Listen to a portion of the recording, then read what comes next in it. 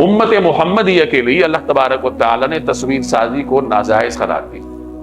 نبی کریم صلی اللہ علیہ وسلم کے بعض فرامین میں مصورین کے بارے میں بڑے سخت الفاظ ہیں۔ بعض روایات میں آتا ہے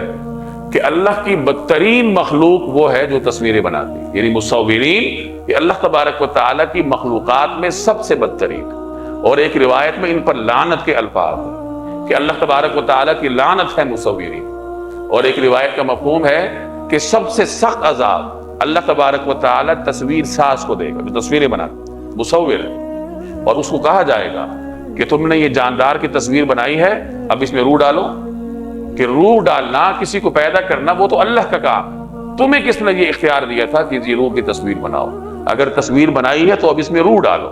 اور وہ ڈال نہیں پائے گا، وہ اس کو اس وقت تک عذاب دیا جاتا رہے گا۔ تو فرمائے کہ سب سے بدترین عذاب قیامت والے دن مصورون کو دیا جائے۔ حضرت ابن عباس رضی اللہ تعالی عنہ کے بارے میں آتا ہے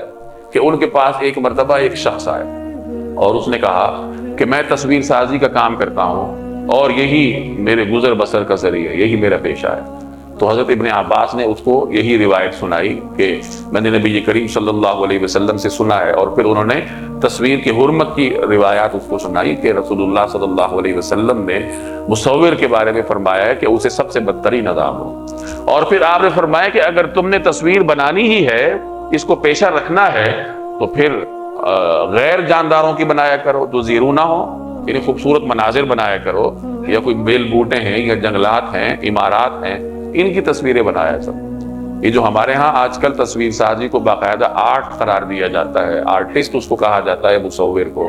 تو جیسے بہت ساری چیزوں کو ہم نے نت نئے نام دے کر لوگوں کے ذہنوں سے ان کی حساسیت کو نکالا ہے۔ جیسے پہلے زمانے میں گانے بجانے والے کو میراثی کہتے تھے، آج کل اس کو کیا کہتے ہیں؟ وہ بھی آرٹسٹ ہوتا ہے نا، اور اس کے مختلف ایسے ایسے نام ہیں جنہیں انسان اچھا سمجھتا ہے۔ اسی طرح مصور ہے، اس کو ہم آرٹسٹ کہتے ہیں، ہمارے ہاں اس کو آرٹ سمجھا جاتا ہے۔ تو خوب یاد رکھیے کہ اللہ تبارک و تعالی نے کسی انسان کو زیرو کی تصویر بنانے کی اجازت نہیں دی، اور نبی کریم صلی اللہ علیہ وسلم نے اس پر سخت ناراضگی کا اظہار کیا۔ اب رہی یہ بات جو کیمرے کی تصویر ہوتی ہے، تو جب تک وہ کیمرے کے اندر ہے یا جب تک وہ سکرین میں ہے، تو اس کی تصویر ہونے اور نہ ہونے کے بارے میں علماء کا اختلاف، یعنی موجودہ زمانے کے بہت سارے فقہاء ایسے ہیں جنہوں نے اسی میدان کے ماہرین کی آراء کی روشنی میں یہ فتویٰ دیا ہے، یعنی جو ڈیجیٹل میدان کے عصری ماہرین ہیں، تو ان کی آراء کی روشنی میں پھر انہوں نے یہ کہا ہے کہ تصویر کی جو تعریف ہے وہ اس کے اوپر صادق نہیں آتی جب تک وہ اسکرین نہیں، پکسل کی شکل میں ہے، اس کو چونکہ استقرار نہیں ہوتا، تو اس وجہ سے پھر وہ تصویر کے زمرے میں نہیں آتی۔ تو پھر اگر کوئی آدمی اس اختلاف سے فائدہ اٹھا کر اپنی ڈیجیٹل تصویر بناتا ہے یا اس قسم کی تصاویر وہ